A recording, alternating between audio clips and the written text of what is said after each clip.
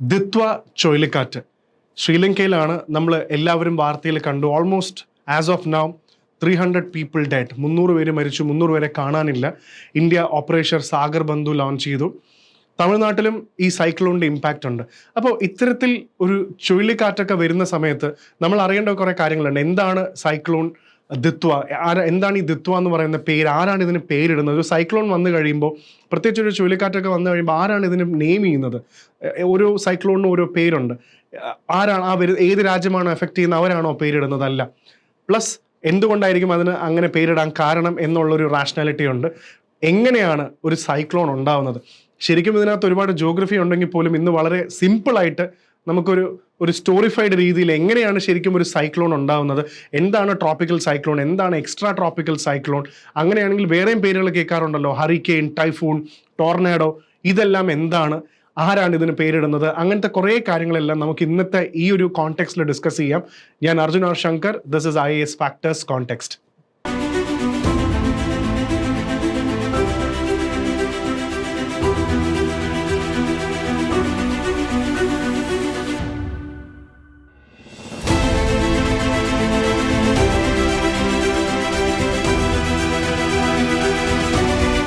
Cyclone Ditwah എന്ന് പറയുന്ന പേര് ഇപ്രാവശ്യം യമനാണ് ഇട്ടിരിക്കുന്നത്. ഈ ദിത്വ എന്ന് പറയുന്നത് യമനിൽ തന്നെ ഒരു നാച്ചുറൽ വണ്ടറാണ്, ഒരു യുനെസ്കോ റെക്കഗ്നൈസ്ഡ് ആയിട്ടുള്ള ഒരു ലഗൂണാണ്. നോക്കിക്കഴിഞ്ഞാൽ വൈറ്റ് സാൻഡ്സും എമറാൾഡ് വാട്ടറൊക്കെയുള്ള ഒരു സൊക്കോട്ര ഐലൻഡിലുള്ള ഒരു ബ്യൂട്ടിഫുൾ ആയിട്ടുള്ള ഒരു ലഗൂണാണ്. ഇതിൻ്റെ പേരിലാണ് ഈ ദിത്വ എന്ന പേര് സൈക്ലോൺ ഇട്ടിരിക്കുന്നത്. കാരണം ഇന്ന് ഈ വീഡിയോ തന്നെ നമ്മൾ ഡിസ്കസ് ചെയ്യാം. കുറച്ചുകൂടെ കഴിയുമ്പോൾ വേൾഡ് മീറ്ററോളജിക്കൽ ഓർഗനൈസേഷനും എസ്കാപ്പ് എന്ന് പറയുന്ന ഒരു 13 അംഗ രാജ്യങ്ങളുണ്ട്. ഒരു 13 രാജ്യങ്ങൾ ഇവരാണ് ഈ പേര് തീരുമാനിക്കുന്നത്. തൽക്കാലം നമുക്ക് യമനാണ് ഇപ്രാവശ്യം ഇതിന് പേരിട്ടതെന്ന് മനസ്സിലാക്കാം. നമ്മൾ സൈക്ലോൺസ് എല്ലാം ഇന്ത്യയിൽ ഉണ്ടാകുന്ന സമയത്ത്, അല്ലെങ്കിൽ ഇന്ത്യൻ സബ് കോണ്ടിനെൻറ്റിൽ ഉണ്ടാകുന്ന സമയത്ത് ആദ്യം ഡിസ്കസ് ചെയ്യുന്ന ഒരു ഫാക്ടർ അത് എവിടെ നിന്ന് വന്നു എന്നുള്ളതാണ്. ബേ ഓഫ് ബംഗാൾ ബ്രാഞ്ചാണോ അതോ അറേബ്യൻ സീയിൽ നിന്ന് വന്ന ഒരു ബ്രാഞ്ചാണോ നമ്മൾ നോക്കാറുണ്ട്. ഇപ്പോൾ വന്നിരിക്കുന്ന സൈക്ലോൺ ദിത്വ എന്ന് പറയുന്നത് അറേബ്യൻ സീയിൽ നിന്നാണ്. ഗുജറാത്തിൻ്റെ സൗത്ത് വെസ്റ്റും കേരളയുടെ വെസ്റ്റേൺ റീജിയനിൽ നിന്നാണ് ഇത് വന്നത്. അങ്ങനെയാണ് ഇത് ഹിറ്റായി സൈക്ലോൺ ഇൻറ്റൻസിഫൈ ചെയ്തു എന്ന് പറഞ്ഞു. എന്നിട്ട് അത് ശ്രീലങ്കേനെ ഹിറ്റ് ചെയ്തത്. ഈ ഒരു സംഭവത്തിന് ശേഷം ഇന്ത്യയാണ് ഏറ്റവും കൂടുതൽ സപ്പോർട്ട് ചെയ്യുന്നത്. അതുകൊണ്ടാണ് ഇന്ത്യ ഓപ്പറേഷൻ സാഗർ ബന്ധു ലോഞ്ച് ചെയ്തത്. ഇവർക്ക് വേണ്ടിയുള്ള, നിങ്ങൾക്ക് ഇതിൻ്റെ പിക്ചേഴ്സ് ഇതിപ്പോൾ കാണാൻ പറ്റും. ഇന്ത്യ അവിടെ ചെയ്യുന്ന റീഹാബിലിറ്റേഷൻ മെഷേഴ്സ് ആണെങ്കിലും, ഇവിടെ ആൾക്കാരെ അത് ബിൽഡ് ചെയ്യാൻ സഹായിക്കുന്നതാണെങ്കിലും, ഡിസാസ്റ്റർ മാനേജ്മെൻറ്റ് ചെയ്യുന്നതും, ഫുഡ് പാക്കറ്റ്സ്, വെള്ളം, ഒത്തിരി കാര്യങ്ങൾ ഇന്ത്യ ചെയ്യുന്നുണ്ട്. ഈവൻ നമ്മുടെ വെതർ ഫോർകാസ്റ്റിംഗ് ആണെങ്കിലും, നമ്മുടെ സാറ്റലൈറ്റ്സ് ആണെങ്കിലും ഇപ്പോൾ ഈ സൈക്ലോൺ ദിത്വേനെ എങ്ങനെ ഇതിൻ്റെ വാർണിങ്ങും ഫോർകാസ്റ്റിംഗ് ഒക്കെ കൊടുക്കാൻ വേണ്ടി ഒത്തിരി കാര്യങ്ങൾ ഇന്ത്യ ചെയ്യുന്നുണ്ട്. അതുകൊണ്ടാണ് ഇന്ത്യ സാഗർ ബന്ധു ഓപ്പറേഷൻ ലോഞ്ച് ചെയ്തത്. നമ്മൾ സൈക്ലോൺസിനെ കുറിച്ച്, ദിത്വേനെ കുറിച്ചൊക്കെ പഠിച്ചു. അപ്പോൾ എങ്ങനെയാണ് സൈക്ലോൺസ് ഫോം ചെയ്യുന്നതെന്നുള്ള ഒരു ബേസിക് അണ്ടർസ്റ്റാൻഡിങ് ഉണ്ടാക്കുന്നത് നല്ലതാണ്. പലപ്പോഴും നമ്മൾ ഇതൊക്കെ ബുക്കിൽ, ജോഗ്രഫിയാണ്, ഡെഫിനറ്റ്ലി ഇത് ജോഗ്രഫിയാണ്, അതിനകത്ത് കുറേ സയൻസ് ഉണ്ട്.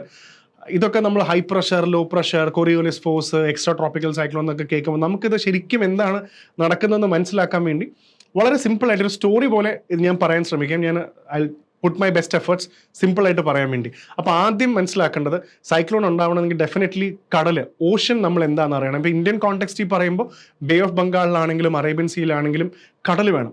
കടലിങ്ങനെ പടർന്ന് കിടക്കുകയാണ്. ആൻഡ് അതാണ് ആദ്യത്തെ ഫസ്റ്റ് ഇൻഗ്രീഡിയൻ്റ് എന്ന് പറയുന്നത്. രണ്ടാമത് പ്രധാന ഒരു ക്യാരക്ടർ എന്ന് പറയുന്നത് സൂര്യൻ, സണ്ണ് വേണം. കാരണം ഓഷനെ സൂര്യൻ വന്നു കഴിയുമ്പോൾ നന്നായിട്ട് ഹീറ്റ് ചെയ്യും. സൂര്യൻ്റെ റേസ് വന്നു കഴിയുമ്പോൾ ഓൾറെഡി വെള്ളം വാമാണ്, അതിന് സൂര്യനും കൂടെ വന്ന് സ്ട്രോങ് ആയിട്ട് അടിക്കുമ്പോൾ ഇമാജിൻ ഓഷൻ അല്ലെങ്കിൽ കടലിന് പനി പിടിച്ചു എന്ന് വിചാരിക്കുക, നല്ല ചൂടുണ്ട്. അപ്പോൾ ഈ വെള്ളം വാമായി എന്നുള്ളത് ഇതുവരെ മനസ്സിലാക്കുക. ഇനിയാണ് ഈ ചൂടാവും തോറും വാം എയർ, സർഫസ് മൊത്തം വാം ആയി കഴിയുമ്പോൾ ഈ വാം എയർ, ഇവിടെ നിന്നും വാം എയർ മുകളിലേക്ക് റൈസ് ചെയ്യും. ഈ എയർ റൈസ് ചെയ്യാന്ന് പറയുമ്പോൾ ഈ ചൂട് വരുന്ന സ്ഥിതിക്ക് എയർ എങ്ങനെ റൈസ് ചെയ്തുകൊണ്ടിരിക്കും, അത് സ്റ്റീം പോലെ ഇങ്ങനെ മുകളിലേക്ക്, അത് ലൈറ്റ് എയർ ആണ്, പ്രത്യേകം ഓർക്കുക, വാം എയർ എന്ന് പറയുന്നത് ലൈറ്റ് ആണ്, അതിങ്ങനെ മുകളിലേക്ക് പോകുന്ന കൂട്ടത്തിൽ ഇത് വാട്ടർ വേപ്പറും കൂടെ കൊണ്ടുപോകും. കാരണം സ്റ്റീം പോലെയല്ല, ആവി പോലെ പോകുന്ന സമയത്ത് വെള്ളത്തിൻ്റെ മോയ്സ്ചർ എന്ന് പറയുന്ന വാട്ടർ വേപ്പറും കൂടെ മുകളിലോട്ട് കൊണ്ടുപോകും. ഇത്രയും ആണ് ഇതിൻ്റെ ആദ്യത്തെ റൂൾ എന്ന് പറയുന്നത്. ഇനി അടുത്തത്, ഇവിടെ വാം എയർ മുകളിലോട്ട് പോയി കഴിയുമ്പോൾ താഴെ ഒരു എംപ്റ്റി സ്പേസ് ഉണ്ടാവും. അപ്പോൾ നിങ്ങൾ സ്വാഭാവികമായിട്ടും വിചാരിക്കുക എന്താണ് ഈ എംപ്റ്റി സ്പേസ്? അത് നമുക്കൊരു എക്സാമ്പിളിലൂടെ നമുക്ക് മനസ്സിലാവും. ഇപ്പോൾ ഓൾറെഡി ഒരു ക്ലാസ് റൂമിൽ കുറേ കുട്ടികൾ ഇരിക്കുന്നുണ്ട്. കുട്ടികളെല്ലാം കൂടെ മുകളിലേക്ക് പോവുകയാണ്. മുകളിലത്തെ ഫ്ലോറിൽ പ്രോഗ്രാം നടക്കുകയാണ്. അവർ മുകളിലേക്ക് പോകുമ്പോൾ ക്ലാസ് റൂമിലെ 70% ആൾക്കാർ മുകളിലേക്ക് പോയി. അങ്ങനെ പോയി കഴിയുമ്പോൾ 100 പേരുടെ ക്ലാസ് റൂം ആണെങ്കിൽ ഇനി ആകെ 30 കുട്ടികൾ ഇരിക്കുന്നുള്ളൂ. ബാക്കി സ്പേസ് എല്ലാം വേക്കൻറ്റാ. ബസ്സിൽ പോയി കഴിഞ്ഞാൽ നിങ്ങൾക്ക് മനസ്സിലാവും. ബസ്സിൽ നമ്മൾ വലിയൊരു ക്രൗഡഡ് ബസ്സിൽ പോയി കഴിയുമ്പോൾ കുറേ ആൾക്കാർ നിൽക്കുന്നുണ്ട്, കുറച്ച് സീറ്റ്സേ ഉള്ളൂ. ആൾക്കാർ ഇറങ്ങുന്ന അനുസരിച്ചിട്ട് വേക്കൻറ്റ് സീറ്റ് വരുമ്പം നിൽക്കുന്ന ആൾക്കാർ സീറ്റിലിരിക്കും എന്ന് പറയുന്ന പോലെ ഇവിടെ ഒരു മുകളിലേക്ക് ഗ്യാസ് പോകും തോറും ഇവിടെ ഒരു എംപ്റ്റി സ്പേസ് വരും. ഈ എംപ്റ്റി സ്പേസ് ഉടനെ തന്നെ ഫില്ലാവും. ബസ്സിൽ സീറ്റ് ഫില്ലാവുന്ന പോലെ തന്നെ. കാരണം പ്രകൃതിക്ക്, നേച്ചറിന് ഒരിക്കലും എംപ്റ്റിനെസ് ഇഷ്ടമല്ല എന്ന് വിചാരിച്ചാൽ മതി. തൊട്ടടുത്ത് കിടക്കുന്ന കാറ്റും, പ്രത്യേകിച്ച് സറൗണ്ടിങ് എയർ എന്ന് വേണമെങ്കിൽ പറയാം, കോൾഡ് എയർ ഹെവിയാണ്. വാം എയർ ലൈറ്റാണ്, കോൾഡ് എയർ ഹെവി ആണെന്ന് മനസ്സിലാക്കുക. ഇത് ഉടനെ വന്ന് ഇത് സ്ഥലത്തേക്ക് റീപ്ലേസ് ചെയ്യും. കാരണം എംപ്റ്റിനെസ് ഇഷ്ടമല്ല. ഇത് മനസ്സിലാക്കുക. ഇപ്പം നിങ്ങൾക്ക് മനസ്സിലായി അവിടെ ഒരു എംപ്റ്റിനെസ് ഉണ്ടെന്ന്. ഈ എംപ്റ്റിനെസ് 100 പേരുടെ ക്ലാസ് റൂമിൽ കുറച്ച് കുട്ടികൾ പോയി കഴിഞ്ഞപ്പോൾ അവിടെ എംപ്റ്റിനെസ് വന്നു. ആ എംപ്റ്റിനെസ് വരുമ്പോൾ അവിടെ ഒരു ലോ പ്രഷർ ക്രിയേറ്റ് ആവും. അവിടെ ഒരു ലോ പ്രഷർ ക്രിയേറ്റ് ആവുന്നുണ്ട്. സോ ഇതൊരു ലൂപ്പായി കണ്ടിന്യൂ ചെയ്യും. വെള്ളമുണ്ട്, ഹീറ്റ് ആവുന്നുണ്ട്, വാം എയർ മുകളിലേക്ക് പോകുന്നുണ്ട്, റൈസ് ആവുന്നുണ്ട്, വാട്ടർ വേപ്പർ കൊണ്ടുപോകുന്നുണ്ട്. അവിടെ ഗ്യാപ്പ്, എംപ്റ്റിനെസ് വരും, ലോ പ്രഷർ ക്രിയേറ്റ് ചെയ്യും. ഇമ്മീഡിയറ്റ്ലി അടുത്തുള്ള ഗ്യാസുകൾ ഒന്ന് ഫില്ലാവും. കൂടുതൽ തണുത്ത എയർ വന്ന് ഫില്ലാവും. സൂര്യൻ അതിന് ഹീറ്റ് ചെയ്യും, അത് വാം എയറായി മാറും. പിന്നെയും ഇതിങ്ങനെ ഒരു ഓഫ് ബട്ടൺ ഇല്ലാത്ത പോലെ ഇതിങ്ങനെ ലൂപ്പ് ചെയ്ത് പോവും. അങ്ങനെ വാട്ടർ വേപ്പർ മുകളിലോട്ട് പോയി ഇത് കുറച്ച് കഴിയുമ്പോൾ ഇത് ഒരു ലൂപ്പായി മാറി ഈ വാം എയർ എല്ലാം മുകളിൽ പോയി. ഇതാണ് സൈക്ലോണിൻ്റെ തുടക്കം. ഇത്രയും മനസ്സിലായെന്ന് വിചാരിക്കുന്നു. ഓൾറെഡി വാം എയർ റൈസ് ചെയ്ത് ഇതൊരു ലൂപ്പാണെന്ന് ഞാൻ പറഞ്ഞു, ഓഫ് ബട്ടൺ ഇല്ലാത്ത ലൂപ്പായി നിങ്ങൾക്ക് മനസ്സിലായി. ഇനി പ്രധാനപ്പെട്ട ഇതിൻ്റെ ഒരു സ്പിന്നിങ് ഷേപ്പ് ഉണ്ട്. ഈ ഷേപ്പ് കിട്ടുക എന്ന് പറയുന്നത് അവിടെയാണ് നമ്മൾ കൊറിയോലിസ് ഫോഴ്സ് എന്ന് മനസ്സിലാക്കേണ്ടത്. നമുക്കതിൻ്റെ സയൻറ്റിഫിക് എക്സ്പ്ലനേഷൻ ഒന്നും, ഞാൻ ഇതിൻ്റെ ഡെഫിനിഷൻ ഒന്നും പറയാൻ ഉദ്ദേശിക്കുന്നില്ല. ഇതാണ് അതിനൊരു ഷേപ്പ് കൊടുക്കുന്നത്. നമുക്ക് കുറച്ചുകൂടെ ഒരു കഥ പോലെ മനസ്സിലാക്കാം. ഒരു പ്ലേ ഗ്രൗണ്ട്, നമ്മുടെ കുട്ടികളുടെ പാർക്കിലൊക്കെ പോയി കഴിഞ്ഞാൽ നമ്മൾ ഒരു പ്ലേ ഗ്രൗണ്ടിൽ ഒരു റൗണ്ട് അബൌട്ട് കണ്ടിട്ടുണ്ടാവും. അല്ലെങ്കിൽ കാരോസൽ എന്ന് വിളിക്കുന്ന പോലെ കുട്ടികൾ കളിക്കുന്ന ഒരു റൗണ്ട് അബൌട്ട് ഉണ്ട്. നമ്മൾ അതിങ്ങനെ കറങ്ങിക്കൊണ്ടിരിക്കും. നമ്മളത് രസമാണ്. കുട്ടികളെ നമ്മൾ ഇരുത്തിയിട്ട് ഒരു 5-6 കുട്ടികളെ 8 കുട്ടികളെ നിർത്തിയിട്ട് നമ്മളിങ്ങനെ കറക്കി വിടുമ്പോൾ കുട്ടികൾ ഇങ്ങനെ കറങ്ങി പോകുന്നുണ്ട്. റൗണ്ട് അബൌട്ടെന്നോ കാരോസലെന്നോ എന്ത് വേണോ വിളിച്ചോളൂ. ഇങ്ങനെ ഒരു 2 കുട്ടികൾ നിൽക്കുകയാണ്. ഞാനൊരു കുട്ടിയാണ്, അല്ലെങ്കിൽ എൻ്റെ ഓപ്പോസിറ്റ് വേറൊരാളുണ്ട്. ഇങ്ങനെ നമ്മൾ പോയിക്കൊണ്ടിരിക്കുന്ന സമയത്ത്, സ്പിൻ ചെയ്യുന്ന സമയത്ത് ഞാനൊരു ബോൾ എടുത്തിട്ട് എൻ്റെ ഓപ്പോസിറ്റുള്ള ആളെ എറിയാണ്. ഞാൻ എക്സ്പെക്ട് ചെയ്യുന്ന അവൻ്റെ മുഖത്ത് അത് കൊള്ളും, അത് കറക്റ്റ് കൊള്ളും എന്നാണ്. പക്ഷെ ആ ബോൾ പോകുന്നത് തന്നെ സ്പിൻ ചെയ്താൽ പോവുക, ചെരിഞ്ഞാൽ പോവുക, ബെൻഡ് ചെയ്യും. കാരണം എന്താണെന്ന് വെച്ചാൽ ആ റൗണ്ട് അബൌട്ട് സ്പിൻ ആവുന്നുണ്ട്. നേരെ അല്ലല്ലോ, വെറുതെ നിൽക്കുകയാണെങ്കിലാണല്ലോ ഞാൻ എറിയുമ്പോൾ നിങ്ങളുടെ മേത്ത് കൊള്ളുന്നത്. ഞാൻ അവൻ എറിയുന്നുണ്ട്, പക്ഷെ ഇത് സ്പിൻ ചെയ്യുമ്പോൾ എന്താണെന്ന് വെച്ചാൽ അത് കർവ് ചെയ്ത് ബെൻഡ് ചെയ്ത് പോകും. ഇത് ഒരു കോമൺ സെൻസ് ആയിട്ടുള്ളൊരു സംഭവമാണ്. കാറ്റിൻ്റെ കാര്യത്തിലും ഇത് ഇവിടെ സംഭവിക്കുന്നത്. കാരണം എർത്ത് സ്പിൻ ചെയ്യുന്നുണ്ട്. നമ്മുടെ എർത്ത് സ്പിൻ ചെയ്യുന്നുണ്ടോ വെസ്റ്റ് ടു ഈസ്റ്റിലേക്ക്, പക്ഷെ നമുക്കത് ഫീൽ ചെയ്യുന്നില്ല. പക്ഷേ കാറ്റിന് അത് നന്നായി ഫീൽ ചെയ്യാൻ പറ്റും. ഇത് തന്നെയാണ് ബേസിക് കൊറിയോലിസ് ഫോഴ്സ് എന്ന് പറയുന്നത്. വരുന്ന കാറ്റിനെ കൊറിയോലിസ് ഫോഴ്സ് അനുസരിച്ചിട്ട് ഇത് ബെൻഡ് ചെയ്യും, ഇതിനെ തിരിക്കും. അത് ഓരോന്ന്, ഇപ്പം നമ്മൾ എർത്ത് എന്ന് പറയുന്ന സമയത്ത് നമ്മൾ ഇക്വേറ്റർ പറയും, 0 ഡിഗ്രി. മുകളിലേക്ക് സാധാരണ ഹെമിസ്ഫിയറും നോർത്തേൺ ഹെമിസ്ഫിയർ ആയിട്ടൊക്കെ എർത്തിനെ ഡിവൈഡ് ചെയ്തിട്ടുണ്ട്. കൊറിയോലിസ് ഫോഴ്സ് ഓരോന്ന് ഓരോ പോലെ. ഇപ്പോൾ നോർത്തേൺ ഹെമിസ്ഫിയറിൽ നോക്കുകയാണെങ്കിൽ അത് റൈറ്റിലേക്കാണ് ഡിഫ്ലക്റ്റ് ചെയ്യുക, റൈറ്റിലേക്ക് ഡിഫ്ലക്റ്റ് ചെയ്യും, ആൻറ്റി ക്ലോക്ക് വൈസ് പോകുന്ന പോലെ.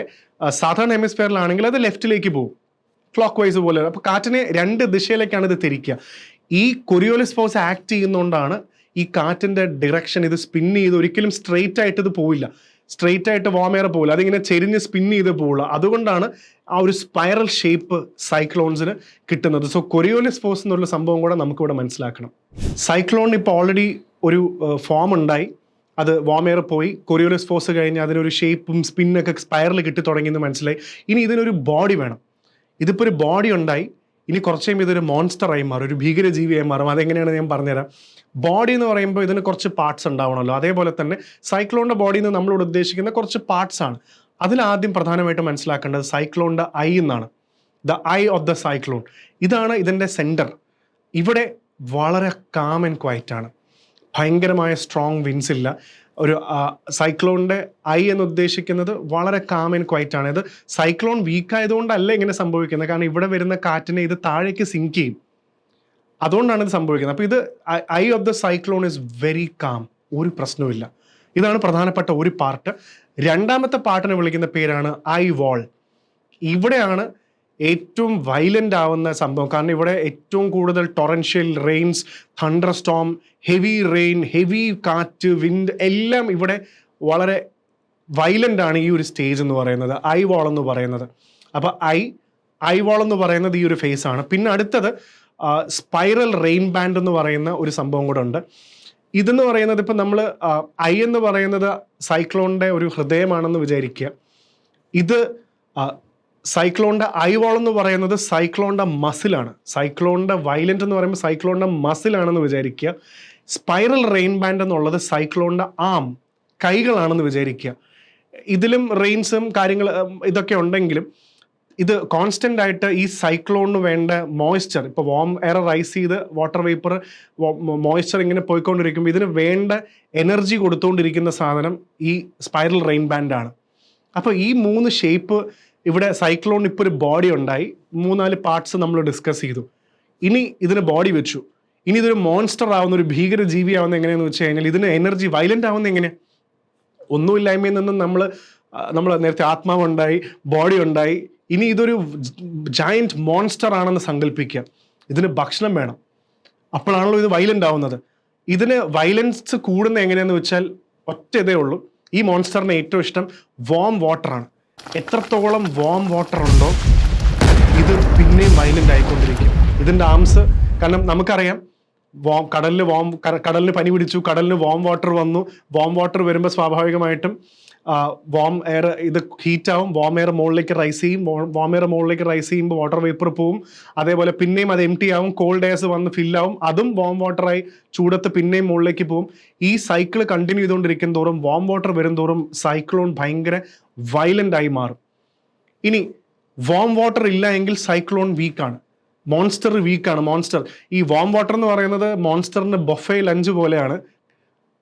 വാം വാട്ടർ ഇല്ല എങ്കിൽ സ്റ്റാർവേഷനാണ്, പ്രശ്നമാണ്, ഇതിനൊന്നും ചെയ്യാൻ പറ്റില്ല.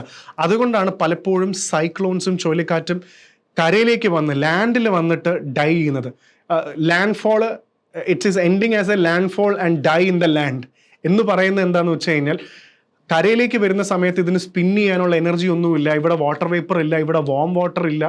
കരയിലേക്ക് വരികയാണ്, ഇതിന് സ്പിൻ ചെയ്യാനുള്ള എനർജി ഇല്ല, എത്ര എടുത്താലും മോയ്സ്ചർ ഒന്നും എടുക്കാൻ പറ്റില്ല. അതുകൊണ്ട് കരയിലേക്ക് വരുമ്പോൾ ഇതിൻ്റെ സ്പിന്നിങ് പവർ നിന്ന് സൈക്ലോൺ അങ്ങ് അവസാനിക്കും. ഇതുകൊണ്ടാണ് സൈക്ലോൺ അവസാനിക്കുന്നത്. അപ്പോൾ വാം വാട്ടർ ഇല്ലെങ്കിൽ വാം വാട്ടർ ഉണ്ടെങ്കിൽ സൈക്ലോണിൻ്റെ എനർജി കൂടിക്കൊണ്ടേയിരിക്കും. സൈക്ലോണിന് ഇനി പവർ കിട്ടിക്കഴിഞ്ഞു. ഇനി സൈക്ലോണിൻ്റെ ഇപ്പം നമ്മളൊരു മോൺസ്റ്റർ ആണെന്ന് പറഞ്ഞു. അപ്പോൾ മോൺസ്റ്ററിന് ഇതിന് ബ്രെയിൻ ഉണ്ടോ, ബുദ്ധിയുണ്ടോ? ഒന്നുമില്ല. ഇതിനങ്ങനെ ബ്രെയിനോ അല്ലെങ്കിൽ മുന്നോട്ട് പോകണമെന്ന് അറിയുന്ന സ്റ്റിയറിംഗ് വീലോ അങ്ങനെ ഒന്നുമില്ല. അറ്റ്മോസ്ഫിയറിലുള്ള എയർ ആണ് ഇതിനെ കൊണ്ടുപോകുന്നതും കൺട്രോൾ ചെയ്യുന്നതും. സോ ആ എയർ വെച്ചിട്ട് ഇത് ചിലപ്പോൾ മുന്നോട്ട് സ്ട്രെയിറ്റ് പോവാം, ഡൗൺ പോവാം, സ്പൈറൽ ചെയ്യാം, കർവ് ചെയ്യാം, ബെൻഡ് ചെയ്യാം, ലാൻഡിലേക്ക് പോവാം, എങ്ങനെ വേണോ എയറിൻ്റെ രീതിയിലാണ് സൈക്ലോൺസ് എപ്പോഴും മൂവ് ചെയ്യുന്നത്. സോ എയറിൻ്റെ ആ ഒരു ഇത് കുറയുമ്പോൾ ഇത് പതുക്കെ കുറഞ്ഞും വരും. സോ ഇതൊരു പ്രധാനപ്പെട്ട ഒരു പോയിന്റാണ്. ഇനി അടുത്ത ഒരു ഇൻട്രസ്റ്റിംഗ് ചോദ്യം ഇവിടെ വരുന്നത്, നമ്മളെപ്പോഴും സൈക്ലോൺ വരുമ്പോൾ കണ്ടിട്ടുണ്ടാവും, ഇന്ത്യയിൽ സൈക്ലോൺ വന്നാൽ നമ്മൾ ആദ്യം മനസ്സിൽ വരുന്നത് ഒഡീഷയാണ്. ഒറീസയിൽ സൈക്ലോൺ എപ്പോഴും സൈക്ലോണാണ്, അവിടെ സൈക്ലോൺ ഉണ്ട്. പിന്നെ സൈക്ലോൺ വരുമ്പോൾ ഇമ്മീഡിയറ്റ് അലേർട്ട് വരുന്ന പത്രങ്ങൾ നോക്കിക്കഴിയുമ്പോൾ ആന്ധ്രാപ്രദേശിലും തമിഴ്നാടുവിലും എപ്പോഴും അലേർട്ട് വരും. കേരളത്തിൽ എന്താ സൈക്ലോൺസ് ഉണ്ടാവാത്തെന്നൊരു ചോദ്യം സ്വാഭാവികമായിട്ടും നമ്മൾ ആലോചിക്കണം. കേരളത്തിൽ സൈക്ലോൺസ് ഉണ്ടാവാന്ന് ചോദിച്ചാൽ സൈക്ലോൺസിൻ്റെ അലേർട്ട് വരാറുണ്ട്. സൈക്ലോൺ ഓഖിയൊക്കെ വളരെ ഡേഞ്ചറസ് ആയിരുന്നു. പൊതുവേ ജോഗ്രഫിക്കലി പറയുകയാണെങ്കിൽ കേരളത്തിൽ സൈക്ലോൺസ് വരില്ല എന്നാണ്. കാരണം അത് അതിൻ്റെ ഒരു തിയററ്റിക്കൽ ആസ്പെക്റ്റാണ്. പക്ഷേ എന്നാലും റെയർ ആയിട്ട് വരാറുണ്ട്, പക്ഷേ വരാൻ സാധ്യത കുറവാണ്. കാരണം നമ്മൾ ഇക്വേറ്റർ എന്ന് പറയുന്ന 0 ഡിഗ്രി എന്ന് പറയുന്ന ഇക്വേറ്റർ, കേരള ഇക്വേറ്ററിന് അടുത്തെന്ന് പറയുമ്പോൾ ഓൾമോസ്റ്റ് അടുത്താണ്, 8 ഡിഗ്രി നോർത്ത്. ഇപ്പോൾ 0ഉം 8ഉം തമ്മിൽ എത്ര വ്യത്യാസമുണ്ട്? കേരളം ഓൾമോസ്റ്റ് ഇക്വേറ്ററിന് വളരെ അടുത്താണ്. ഇക്വേറ്ററിൽ അടുത്തായതുകൊണ്ട് തന്നെ നമ്മൾ നേരത്തെ പറഞ്ഞ കൊറിയോലിസ് ഫോഴ്സ്, ഇതിനെ ബെൻഡ് ചെയ്യിക്കുന്ന ആ കൊറിയോലിസ് ഫോഴ്സ് വർക്ക് ചെയ്യില്ലെന്ന് മാത്രമല്ല കൊറിയോലിസ് ഫോഴ്സ് വീക്കാണ്. അങ്ങനെ ഈ ഏരിയയിൽ അങ്ങനെ ഒരു കൊറിയോലിസ് ഫോഴ്സ് വീക്ക് ആയതുകൊണ്ട് തന്നെ കേരളം സൈക്ലോൺസിൽ എഫക്റ്റ് ആവുന്നത് വളരെ കുറവാണ്. പക്ഷേ റെയറായിട്ട് സംഭവിക്കാറുമുണ്ട്, അലേർട്ട് വരാറുണ്ടെങ്കിലും ഇങ്ങനത്തെ ഒഡീഷയിലും ആന്ധ്രയിലും എപ്പോഴും അലേർട്ട് വരുന്ന പോലെ എപ്പോഴും എഫക്റ്റഡ് അല്ല എന്നുള്ളത് ഓർക്കാം. ഇനി ജോഗ്രഫിയിലെ കുറച്ച് ടേംസും കൂടെ നമുക്ക് പരിചയപ്പെടാം. ഇതേപോലെ കഥയായിട്ട് തന്നെ നമുക്ക് പഠിക്കാം. Tropical cyclone, extra tropical cyclone, ഇങ്ങനെ കുറച്ച് വാക്കുകൾ കേൾക്കാറുണ്ട്. അപ്പം നമ്മളിപ്പോൾ ഇത്രയും നേരം പറഞ്ഞുകൊണ്ടിരുന്നത് തന്നെയാണ് ട്രോപ്പിക്കൽ സൈക്ലോൺ എന്ന് വിളിക്കുന്നത്. കാരണം ട്രോപ്പിക്സ് എന്ന് പറയുമ്പോൾ എന്താ, ഇക്വേറ്റർ 0 ഡിഗ്രിയിലാണെങ്കിൽ ഇക്വേറ്ററിൻ്റെ അവിടെ എവിടെയും കിടക്കുന്ന ബേസിക്കലി ചൂട്, ഹോട്ട് എന്ന് നിങ്ങൾ എളുപ്പത്തിന് ഓർത്താൽ മതി. ട്രോപ്പിക്സ് എന്ന് പറയുമ്പോൾ ചൂട്. ഇനി നിങ്ങൾ ചെറിയ ക്ലാസ്സിൽ ജോഗ്രഫിയിൽ ഇത് കണ്ടിട്ടുണ്ടാവും. ഏർത്തിനെ നമ്മളിങ്ങനെ ഡിവൈഡ് ചെയ്ത് നമ്മൾ tropic of cancer, tropic of Capricorn എന്നൊക്കെ പറയുന്ന പോലെ നമ്മൾ റീജൻസ് വെക്കാറുണ്ട്. ഇക്വേറ്റർ ഉണ്ട്, ട്രോപ്പിക്കൽ റീജൻസ്, അതേപോലെ തന്നെ ടെമ്പറേറ്റ് സോൺ, നിങ്ങൾ കണ്ടിട്ടുണ്ടാവും ടെമ്പറേറ്റ് സോൺസ് ഉണ്ട്, പോളാർ റീജൻസ് ഉണ്ട്. ഇനി ഇത്രയും കാര്യങ്ങൾ മനസ്സിലാക്കുക. അപ്പം നമ്മുടെ അറേബ്യൻ സീയിലും ഇവിടെയും നടക്കുന്നത് തന്നെയാണ് ട്രോപ്പിക്കൽ സൈക്ലോൺ. പക്ഷെ എന്താണ് ഈ എക്സ്ട്രാ ട്രോപ്പിക്കൽ സൈക്ലോൺ എന്ന് പറയുമ്പോൾ ട്രോപ്പിക്കൽ റീജിയനിൽ ഈ ചൂട് ട്രോപ്പിക്കൽ റീജിയനിൽ നടക്കാത്തത്. അങ്ങനെ വരുമ്പോൾ നമുക്ക് ടെമ്പറേറ്റ് റീജിയൻ എന്ന് പറയുന്ന റീജിയനെ കുറിച്ച് മനസ്സിലാക്കണം. നമുക്ക് കുറച്ചുകൂടെ സിമ്പിളായിട്ട് മനസ്സിലാക്കാം. എർത്തിനകത്ത് 3 മുറികളുണ്ടെന്ന് വിചാരിക്കുക. 3 മുറികൾ, the hot room, the called room, the medium room, അല്ലെങ്കിൽ തിരിച്ച് the hot room, medium room, called room. Hot റൂമിൽ കയറാൻ ഇഷ്ടമുള്ള ആൾക്കാർക്ക് വേണമെങ്കിൽ ഹോട്ട് റൂമിൽ കയറാം. മീഡിയം റൂം എന്ന് പറയുമ്പോൾ ഒരുപാട് ചൂടുമില്ല തണുപ്പുമില്ല, ഒരു മീഡിയം. നമ്മൾ ഇതാണ് ടെമ്പറേറ്റ് സോൺ എന്ന് നമ്മൾ ടെമ്പറേറ്റ് എന്ന് വിളിക്കുന്നത്. കോൾഡ് റൂം, ഇനി കോൾഡ് റൂമിൽ കയറാൻ ഇഷ്ടമുള്ള ആൾക്കാർക്ക് അതും ഇഷ്ടപ്പെടുന്ന ആൾക്കാരുണ്ടാവും, എക്സ്ട്രീം ടെമ്പറേച്ചർ ഇഷ്ടപ്പെടുന്ന ആൾക്കാരുണ്ടാവാം. ഈ 3 ഇപ്പോൾ ടെമ്പറേറ്റ് എന്ന് പറയുന്ന മീഡിയം റൂം എന്ന് പറയുന്നത് ഒരുപാട് രാജ്യങ്ങളുണ്ട്. ഇപ്പോൾ ഉദാഹരണത്തിന് ടേക്ക് എൻ എക്സാമ്പിൾ, ഈ റീജിയനിൽ വരുന്നത് ഈ ഓരോന്ന് ലാറ്റിറ്റ്യൂഡിൻ്റെ ബേസിസിലാണ് നമ്മളിത് പറയുന്നത്. ഇപ്പോൾ USA, Canada, Britain, United Kingdom, Italy, France, Germany, Poland, Spain, parts of China, ചില parts of China, Japan, South Korea, Australia, ന്യൂസിലൻഡിൻ്റെ ചില ഭാഗങ്ങൾ, ഇതൊക്കെ നമുക്ക് ഇവിടെ കാണാൻ പറ്റുന്നതാണ്. ഇനി ഈ ടെമ്പറേറ്റ് അല്ലെങ്കിൽ ഈ മീഡിയം റൂമിൻ്റെ കുറച്ച് രാജ്യങ്ങളുടെ പേര് ഞാൻ പറഞ്ഞു. ഇവിടെ നടക്കുന്ന സൈക്ലോൺ ആണ് എക്സ്ട്രാ ട്രോപ്പിക്കൽ സൈക്ലോൺ. കാരണം ഈ ചൂട് സ്ഥലത്തല്ല നടക്കുന്നത്, പക്ഷേ വളരെ കോൾഡ് ആയിട്ടുള്ള ആർട്ടിക്കിലും അന്റാർട്ടിക്കിലും അല്ല നടക്കുന്നത്. ഇത് കോൾഡ് റൂമിലും അല്ല, മീഡിയം റൂമിൽ നടക്കുന്ന കാര്യമാണ് ഞാനിത് പറയുന്നത്. എക്സ്ട്രീം കോൾഡിലും അല്ല, എന്നാൽ എക്സ്ട്രീം ഹോട്ടിലും അല്ല, ട്രോപ്പിക്കലും അല്ല. ഇവിടെ നടക്കുന്നതാണ് എക്സ്ട്രാ ട്രോപ്പിക്കൽ സൈക്ലോൺ. കാരണം ഇവിടെ കഥ മാറുകയാണ്. നമ്മുടെ ട്രോപ്പിക്കൽ സൈക്ലോണിൻ്റെ കഥ പോലെയല്ല, ഇവിടെ വ്യത്യാസമുണ്ട്. ഇനി ഒന്നും കൂടെ ആലോചിക്കുക. എർത്തിന് 2 ആർമി ഉണ്ടെന്ന് വിചാരിക്കുക. ഭൂമിക്ക് 2 ആർമി ഉണ്ട്. ഒരു വാം എയർ ആർമിയും ഒരു കോൾഡ് എയർ ആർമിയും. രണ്ടും യുദ്ധം ചെയ്യാൻ പോവുകയാണ്. ഒരു വാം എയർ ആർമിയും കോൾഡ് എയർ ആർമിയും. ഇവർ രണ്ടുപേരും യുദ്ധം ചെയ്യുകയാണ്. കോൾഡ് എയറും വാം എയറും രണ്ടുപേർക്കും അങ്ങോട്ടും ഇങ്ങോട്ടും ഇഷ്ടമല്ല. ഇവർ അങ്ങോട്ടും ഇങ്ങോട്ടും ക്ലാഷ് ചെയ്യുകയാണ്. ക്ലാഷ് ചെയ്യുന്ന സമയത്ത് പ്രധാനമായിട്ടും അവരുടെ പ്രോപ്പർട്ടി പുറത്തു വരുമല്ലോ. വാം എയർ കുറച്ചുകൂടെ വാം എയർ എന്ന് പറയുമ്പോൾ ലൈറ്റാണ്, പെട്ടെന്ന് മുകളിലേക്ക് റൈസ് ചെയ്യും. കോൾഡ് എയർ എന്ന് പറയുന്നത് വളരെ ഹെവിയാണ്, പെട്ടെന്ന് താഴേക്ക് പോകും. അപ്പോൾ സ്വാഭാവികമായിട്ടും ഈ വാം ആർമിയും കോൾഡ് ആർമിയും തമ്മിൽ ഏറ്റുമുട്ടി ക്ലാഷ് ചെയ്യുന്ന സമയത്ത് മാസീവ് എനർജി, ആ സമയത്ത് ഉണ്ടാവുന്ന സ്പൈറൽ കൊണ്ടുണ്ടാവുന്ന സൈക്ലോണിനെയാണ് നമ്മൾ എക്സ്ട്രാ ട്രോപ്പിക്കൽ സൈക്ലോൺ എന്ന് വിളിക്കുന്നത്. ഇത്രയേ ഉള്ളൂ, സിമ്പിൾ ആയിട്ടുള്ള കഥയാണ്. മറ്റേ കഥ വേറെയാണ്, ഇത് എൻറ്റയർലി ഡിഫറെൻ്റ് ആണ്. ഈ രണ്ട് എയറും കൂടെ ക്ലാഷ് ചെയ്യുമ്പോൾ ആണ് ആ ഒരു സ്വേൾ ഷേപ്പിൽ ഇതിങ്ങനെ പോകുന്നത്. ഇതാണ് എക്സ്ട്രാ ട്രോപ്പിക്കൽ സൈക്ലോൺ. അപ്പോൾ നിങ്ങൾക്ക് hot room, medium room, called room മനസ്സിലായി, വാം ആർമി, കോൾഡ് ആർമി മനസ്സിലായി എന്ന് വിചാരിക്കുന്നു. സൈക്ലോണും ട്രോപ്പിക്കൽ സൈക്ലോണും എക്സ്ട്രാ ട്രോപ്പിക്കൽ സൈക്ലോണും നിങ്ങൾക്ക് മനസ്സിലായി. ഇനി കുറച്ച് നമ്മൾ ഒരു കുടുംബ കഥ പറയുന്ന പോലെ, ഇതെല്ലാം ഒരു കുടുംബത്തിലെ കഥയാണെങ്കിൽ നമുക്ക് കുറച്ച് കസിൻസിനെ പരിചയപ്പെടാം. പലപ്പോഴും സൈക്ലോൺസ് കേൾക്കുമ്പോൾ നമ്മൾ പല രാജ്യങ്ങളും നമ്മൾ ഇതും കേൾക്കാറുണ്ട്: ഹറിക്കെയിൻസ്, ടോർനാഡോ, ടൈഫൂൺസ്, വില്ലി. ഇതൊക്കെ നമ്മുടെ ഫാമിലിയിലെ കസിൻസ് ആണെന്ന് വിചാരിക്കുക. നമ്മുടെ ട്രോപ്പിക്കൽ സൈക്ലോൺ, നമ്മളിപ്പോൾ ഡിസ്കസ് ചെയ്ത സൈക്ലോൺ ആണ് നമ്മുടെ ഫാമിലി. ഇനി നമുക്ക് കുറേ കസിൻസ് ഉണ്ട്. അതിൽ അമേരിക്കൻ കസിൻ്റെ പേരാണ് ഹറിക്കെയിൻ എന്ന് പറയുന്നത്. ചെറിയ ചെറിയ വ്യത്യാസങ്ങൾ ഇതിൻ്റെ, ഞാൻ പൂർണ്ണമായും ഇത് സെയിം സാധനമാണെന്ന് ഞാൻ പറയുന്നില്ല, പക്ഷേ അതിൻ്റെതായ ചെറിയ ചെറിയ വ്യത്യാസങ്ങൾ ഉണ്ട്, ഡെഫിനറ്റ്ലി ഉണ്ട്. പക്ഷെ നമുക്ക് പഠിക്കാൻ എളുപ്പത്തിന് അല്ലെങ്കിൽ മനസ്സിലാക്കാൻ എളുപ്പത്തിന് നമുക്കിങ്ങനെ നോക്കാം. ഒരു അമേരിക്കൻ കസിൻ, ഇതേ സൈക്ലോണിൻ്റെ എഫക്റ്റ് അമേരിക്കയിലോ മെക്സിക്കോയിലോ അല്ലെങ്കിൽ കാരിബിയൻ ഐലൻഡ്സിലോ സൈക്ലോൺ ഉണ്ടാകുന്ന സമയത്ത് നമ്മൾ സൈക്ലോൺസ് എന്ന് വിളിക്കില്ല, മറിച്ച് ഇതിനെ ഹറിക്കെയിൻ എന്നാണ് വിളിക്കുന്നത്. ഹറിക്കെയിൻ. അപ്പോൾ നമ്മുടെ ഒരു അമേരിക്കൻ കസിനാണ്. ഇനി നമ്മുടെ ഏഷ്യൻ കസിനെ പരിചയപ്പെടാം. ഇതേ സൈക്ലോൺ മോർ ഓർ ലെസ് ചൈനയിലും ജപ്പാനിലും തായ്വാനിലും ഫിലിപ്പീൻസിലുമാണ് ഈ സൈക്ലോൺ കാണുന്നതെങ്കിൽ നമ്മൾ ഇതിനെ ഹറിക്കെയിൻ എന്നും വിളിക്കില്ല, സൈക്ലോൺ എന്നും വിളിക്കില്ല, മറിച്ച് ടൈഫൂൺ എന്ന വാക്കുകൊണ്ടായിരിക്കും വിളിക്കുന്നത്. ടൈഫൂൺ എന്ന് പറയുന്ന വാക്കായിരിക്കും അവിടെ ഉപയോഗിക്കുന്നുണ്ടാവുക. ഇനി നമ്മുടെ ഇന്ത്യൻ കസിൻ എന്ന് പറയുമ്പോൾ നമ്മുടെ ഇന്ത്യ, ബാംഗ്ലാദേശ്, ശ്രീലങ്ക, നമ്മുടെ ഒരു ഏഷ്യൻ റീജിയനിൽ അവിടെ സൈക്ലോൺ ഉണ്ടാകുന്ന സമയത്ത് നമ്മൾ അതിനെ ട്രോപ്പിക്കൽ സൈക്ലോൺ എന്നും വെറുതെ വിളിക്കും. ഇനി വില്ലി എന്ന വാക്ക്, അത് നമ്മുടെ ഓസ്ട്രേലിയൻ കസിനാണ്.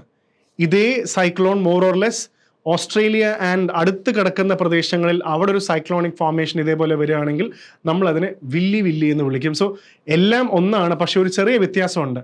ഇവരെല്ലാം ഒന്നാണ്, കസിൻസ് ആണ്. പക്ഷേ ടോർനാഡോ എന്ന് പറയുന്നത് ഇതിൽ ഭയങ്കര ഡിഫറെൻ്റ് ആണ്. ഇതായിട്ട് ഈ പറഞ്ഞ തിയറികൾ ഒന്നും ചേരുന്ന സംഭവമല്ല. അതിപ്പോൾ ട്രോപ്പിക്കൽ സൈക്ലോണോ എക്സ്ട്രാ ട്രോപ്പിക്കലോ എന്തോ ആയിക്കോട്ടെ, പലതരത്തിൽ സൈക്ലോൺ ആവാം. പക്ഷേ ടോർണാഡോ ഇത് ഒന്നിലും വരുന്നതല്ല. ടോർണാഡോ ഡിഫറെൻ്റ് ആണ്. അതെന്താണെന്ന് മനസ്സിലാക്കാം. ടോർണാഡോയും ബാക്കിയുള്ള കസിൻസും തമ്മിലുള്ള മേജർ വ്യത്യാസം എന്താണെന്ന് വെച്ചാൽ, ബാക്കിയുള്ളതെല്ലാം കടലിൽ, ഓഷ്യനിലാണ് സംഭവിക്കുന്നത്. പക്ഷേ ടോർണാഡോ ലാൻഡിലാണ്. ഈ ട്വിസ്റ്റിങ്ങും സ്പൈറലിങ്ങും സ്പീഡും കൊടുങ്കാറ്റിൻ്റെ എഫക്റ്റ് ഒക്കെ സെയിം തന്നെയാണ്. പക്ഷെ ഒന്ന് കടലിലും ടോർണാഡോ ലാൻഡിലാണ് സംഭവിക്കുന്നത് എന്നുള്ള വ്യത്യാസമേ ഇവിടെ ഉള്ളൂ. കാരണം ഇത് കുറച്ചുകൂടെ സിമ്പിളായിട്ട് പറയുകയാണെങ്കിൽ, ടോർണാഡോ എന്ന് പറയുന്നത് തണ്ടർ സ്റ്റോമിൻ്റെ ഒരു ബേബിയാണ്, കുട്ടിയാണ്. തണ്ടർ സ്റ്റോം എന്ന് പറയുമ്പോൾ നമുക്കറിയാം ഭയങ്കര കൊടുങ്കാറ്റ്, ഒരു ചെറിയ വലിയ സ്റ്റോം, ഭയങ്കര ശക്തമായിട്ടുള്ള ഇടിവെട്ടും കാറ്റും മിന്നലൊക്കെ ഉള്ള. അപ്പോൾ ഒബ്വിയസ്ലി ഇവിടെയും വാം എയർ മുകളിലേക്ക്, അപ് ഡ്രാഫ്റ്റ് എന്ന് പറഞ്ഞ വാം എയർ മുകളിലേക്ക് പോവും, റൈസ് ചെയ്യും, കണ്ടൻസ് ചെയ്യും, കൂൾ ഡൗൺ ചെയ്യും, ക്യുമുലോനിംബസ് ക്ലൗഡ്സ് വരും. അങ്ങനെ മൊത്തത്തിൽ ഒരു തണ്ടർ സ്റ്റോം ക്ലൗഡ് എന്ന് പറയുന്ന ഒരു സംഭവം ഉണ്ടാവും. ഒരു thunder Storm cloud, super cell എന്ന് വിളിക്കുന്ന ഒരു തണ്ടർ സ്റ്റോം ക്ലൗഡ്. ഇതിനകത്ത് എയർ ഇങ്ങനെ ഭയങ്കര ഹ്യൂജ് ട്വിസ്റ്റിംഗ് ആയിരിക്കും. ട്വിസ്റ്റിംഗ് ഇങ്ങനെ കൂടി വന്ന് ഇതിൻ്റെ കാറ്റ്, ഈ എയർ ഭൂമിയിലേക്ക് സ്പർശിക്കുന്നത് മാത്രമല്ല, ഇത് ഭൂമിയിലേക്ക് വരും, ഗ്രൗണ്ടിനെ ടച്ച് ചെയ്യും. ആലോചിക്കുക, ഒരു സൂപ്പർ സെൽ തണ്ടർ സ്റ്റോംസ് ക്ലൗഡ്സിനകത്ത് എയർ ഇങ്ങനെ വളരെ സ്പീഡിൽ ട്വിസ്റ്റ് ചെയ്തുകൊണ്ടിരിക്കുകയാണ്. ട്വിസ്റ്റ് ചെയ്ത് ഇതിൻ്റെ എയറിൻ്റെ ഇമ്പാക്റ്റ് ഭൂമിയിലേക്ക് വരും. തണ്ടർ സ്റ്റോമിൻ്റെ പ്രത്യേക സൈക്ലോൺ പോലെയല്ല, കുറച്ച് മിനിറ്റുകൾ അല്ലെങ്കിൽ ഏതാനും കുറച്ച് മണിക്കൂർ പോലും, മിനിറ്റുകൾ മാത്രമേ ലാസ്റ്റ് ഉള്ളൂ. പക്ഷേ ആ മിനിറ്റുകൾ കൊണ്ട് ഡിവാസ്റ്റേഷൻ അല്ലെങ്കിൽ ഡിസ്ട്രക്ഷൻ എന്ന് പറയുന്നത് വളരെ ഹ്യൂജാണ്. ടോർണാഡോ കുറച്ച് മിനിറ്റേ ഉണ്ടാവുള്ളൂ. ഇങ്ങനെ ഇത് കറങ്ങി വന്ന് നിങ്ങൾ പടങ്ങളിലും വീഡിയോയിലും കണ്ടിട്ടുണ്ടാവും, കാറ്, വീടിൻ്റെ വലിയ വീടുകൾ, ബിൽഡിങ്ങുകൾ, മരങ്ങളെല്ലാം ഇത് എടുത്തുകൊണ്ട് പോകും. കാരണം ഇതിൻ്റെ സ്പീഡ് എന്ന് പറയുന്നത് തന്നെ it is almost close to 300 to 400 km/h സ്പീഡിലാണ് ഈ ടോർണാഡോസ് അടിക്കുന്നത്. അപ്പോൾ ഇതാണ് ടോർണാഡോയുടെ വ്യത്യാസം. തണ്ടർ സ്റ്റോം വഴി വരുന്ന ആണ് ഇതിൻ്റെ മെയിൻ സംഭവം എന്ന് ഓർത്ത് വെക്കുക. പിന്നെ ഏറ്റവും കൂടുതൽ ടോർണാഡോ നമുക്ക് കാണാൻ പറ്റുന്നത് അമേരിക്കയിൽ തന്നെ. കാരണം അമേരിക്കയിൽ, US തന്നെ പ്രധാനപ്പെട്ട ടോർണാഡോ ആലി എന്ന് പറയുന്ന ഒരു ഗ്രൂപ്പ് ഓഫ് സ്റ്റേറ്റ്സ് തന്നെയുണ്ട് അമേരിക്കയിൽ. ഇപ്പോൾ ടെക്സസ്, ഓക്കലഹോമ, കാൻസസ്, നെബ്രാസ്ക, ഈ പറയുന്ന സ്റ്റേറ്റെല്ലാം എപ്പോഴും ടോർണാഡോസ് വരുന്ന സ്ഥലങ്ങളാണ്. പിന്നെ അതേപോലെ തന്നെ Argentina, Uruguay, parts of Bangladesh. ഇനി അടുത്ത ചോദ്യം, ഇന്ത്യയിൽ ടോർണാഡോ ഉണ്ടോ? ഇന്ത്യയിൽ ടോർണാഡോ ഉണ്ടോ എന്ന് വെച്ചാൽ, നമുക്ക് അമേരിക്കയിലുള്ള പോലത്തെ ടോർണാഡോ സിസ്റ്റം അല്ല ഇവിടെ ഉള്ളത്. ഭൂമിയിലേക്ക് ഇതേപോലത്തെ വലിയ ശക്തമായ കാറ്റുകൾ വരാറുണ്ട്. കൂടുതലും നമുക്ക് നോക്കുകയാണെങ്കിൽ ബാംഗ്ലാദേശ്, വെസ്റ്റ് ബംഗാൾ റീജിയൻ, വല്ലപ്പോഴും ജാർഖണ്ഡ്, ഒഡീഷ ഭാഗങ്ങളിൽ, ഉത്തർപ്രദേശിലൊക്കെ നമുക്കിത് കാണാൻ പറ്റും. സോ ഇതാണ് ടോർണാഡോ എന്ന് പറയുന്നത്. സൈക്ലോൺസിനെ കുറിച്ച് നമ്മൾ പഠിച്ചു. ഇനി ഇന്ത്യൻ പെർസ്പെക്റ്റീവിൽ നമ്മൾ മനസ്സിലാക്കേണ്ട ഒരു കാര്യമുണ്ട്. എന്തുകൊണ്ടാണ് ഒറീസ എപ്പോഴും സൈക്ലോൺ ഹിറ്റ് ആവുന്നത്? ബേ ഓഫ് ബംഗാളിനാണോ അറേബ്യൻ സീയിലാണോ ഏറ്റവും കൂടുതൽ സൈക്ലോൺ ഇമ്പാക്റ്റ് കൂടാൻ സാധ്യതയുള്ള? നമുക്കൊന്ന് എക്സാമ്പിൾ വരുന്ന പെട്ടെന്ന് ഡിസ്കസ് ചെയ്യാം. അതിൽ നമുക്ക് മനസ്സിലാവും, ബേ ഓഫ് ബംഗാളാണ് ദ സൈക്ലോൺ ഫാക്ടറി എന്ന് വിളിക്കുന്നത്. കാരണം എന്താണെന്ന് വെച്ചാൽ, ഒരുപാട് നദികൾ അവസാനിക്കുന്നത് നമുക്ക് നോക്കുകയാണെങ്കിൽ ഇവിടെ എപ്പോഴും warm water, fresh water, warmness കൂടുതലാണ്. കാരണം ഗംഗ, ബ്രഹ്മപുത്ര, കൃഷ്ണ, ഗോദാവരി, മഹാനദി, ഇറവാടി, ഇതെല്ലാം ഇവിടെ വരുമ്പോൾ ഒരുപാട് ഫ്രഷ് വാട്ടറും അതിപ്പോഴും ഇങ്ങനെ വാം ആയിട്ട് കിടക്കും. സോ നേരത്തെ നമ്മൾ പറഞ്ഞ പോലെ മോൺസ്റ്ററാണ്, വാം വാട്ടർ ഉള്ളിടത്തോളം മോൺസ്റ്റർ വയലൻ്റ് ആവും എന്ന് പറയുന്ന ഒരു തിയറി ഉണ്ട്. അറേബ്യൻ സീയിൽ സൈക്ലോൺസ് ഇല്ലെന്നല്ല, അറേബ്യൻ സീയിൽ എപ്പോഴും ഒരു കോൾഡ് ഫാൻ ഉണ്ട്. കോൾഡ് ഫാൻ എന്ന് ഉദ്ദേശിക്കാൻ കാരണം എന്ന് പറഞ്ഞാൽ, ഇവിടെ എപ്പോഴും ഒരു കോൾഡ് പ്രസൻസ് ഉണ്ട്. കാരണം കൂടുതലും ഒമാനെന്നും ഇറാനെന്നൊക്കെ വരുന്ന തണുത്ത കാറ്റ് ഇവിടെ എപ്പോഴും ഇൻഫ്ലുവൻസ് ചെയ്യാറുണ്ട്. സോ ബേ ഓഫ് ബംഗാൾ തന്നെയാണ് സൈക്ലോൺ ഫാക്ടറി. അവിടെയും രണ്ട് സ്ഥലത്തും സൈക്ലോൺസ് ഉണ്ട്. ഇനി ഒഡീഷ എന്തുകൊണ്ടെന്ന് വെച്ചാൽ, ബേ ഓഫ് ബംഗാളിൽ സൈക്ലോൺസ് പതുക്കെ ഫോം ചെയ്ത് കഴിയുമ്പോൾ, നേരത്തെ പറഞ്ഞു സൈക്ലോണിന് ബ്രെയിൻ ഒന്നുമില്ല, കാറ്റിൻ്റെ ദിശ അനുസരിച്ചാണ് ഇത് പോകുന്നത്. എപ്പോഴും ഒരു south west to north east ഡിറക്ഷനാണ് അവിടെ എടുക്കുന്ന കാറ്റിൻ്റെ ഡിറക്ഷൻ. അങ്ങനെ ഈ ഡിറക്ഷൻ പാലിച്ചാൽ തന്നെ ഒബ്വിയസ്ലി അത് ആദ്യം പോകുന്നത് ഒഡീഷയിലേക്ക് തന്നെയാണ്. ഒഡീഷയിൽ നിന്നും പിന്നെ ആന്ധ്രാപ്രദേശ്, വെസ്റ്റ് ബംഗാൾ, അങ്ങനെ ബാംഗ്ലാദേശ്, ആ റീജിയനിലേക്ക് തന്നെ പോവുക. അപ്പോൾ ഒറീസ എന്ന് പറയുന്നത് ഈ സൈക്ലോണിൻ്റെ പാത്തിലിരിക്കുന്ന, പ്രധാനപ്പെട്ട സ്ഥലത്തിരിക്കുന്ന, ഈ ഡിറക്ഷനിലിരിക്കുന്ന സ്ഥലമായതുകൊണ്ടാണ് എപ്പോഴും ഇവിടുത്തെ ചുഴലിക്കാറ്റുകൾ ആദ്യം അവിടെ അടിക്കുന്നത്. സോ അതിൻ്റെ ഒരു ഡിറക്ഷൻ കൊണ്ടാണ് നമ്മൾ എപ്പോഴും അങ്ങനെ വിളിക്കുന്നത്. സോ സൈക്ലോണിൻ്റെ മേജർ ആയിട്ടുള്ള കാര്യങ്ങൾ നമ്മൾ ചർച്ച ചെയ്തു. ഇനി നേരത്തെ ഞാൻ തുടങ്ങി വെച്ചപ്പോൾ ഉള്ള ഒരു കാര്യം നമുക്കിവിടെ അവസാനിപ്പിക്കാം.